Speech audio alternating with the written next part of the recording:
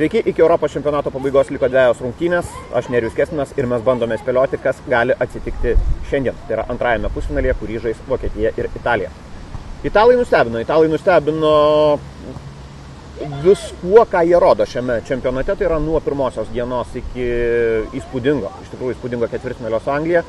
Italai rodo tai, kad jie buvo visiškai nepelnytai nuvertinti prieš čempionatą, bet kitas dalykas, manau, kad Vokietija vis dėlto yra favoritė. Mes kalbame apie tai, kad Andrea Pirlo demonstravo puikų futbolą, bet demonstruoti jį prieš vokiečius bus sudėtingiau, nes varžovas kitas, varžovo intensyvumo galimybės yra kitos ir tokio futbolo, kokį žaidė su anglais, italai, manau, kad tokios galimybės jie neturės.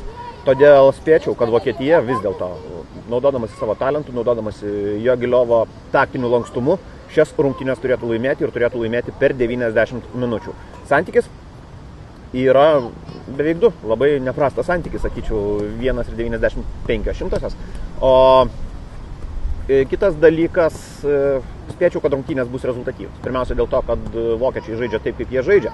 Vėlgi, italai nebe tas įprastas katenačio. Italai žaidžia atraktyvų, akiai patrauklų futbolą ir tai yra taip pat komanda, kuri mėgsta atakuoti ir bando tai daryti. Nesakau, kad futbolas bus atviras. Pusfinaliuose įprastai tokio lygio turnyro pusfinaliuose atviro futbolo nebūna.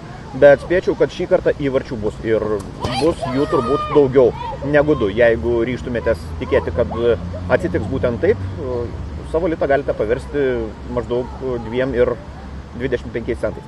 Italijos futbolininkai 62% laiko kontroliavo kamuolį rungtynėse su Anglija. To su Vokietija, aišku, nebus. Ir